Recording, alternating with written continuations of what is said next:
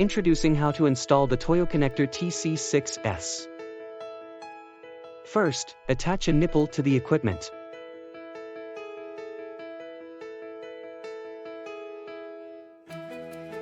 Next, pass the rubber cap through the hose and insert the hose into the nipple.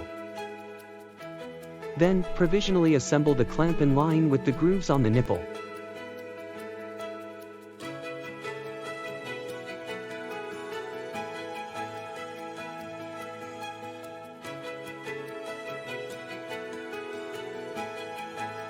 Simple as evenly fastening the two bolts alternately until there are no gaps.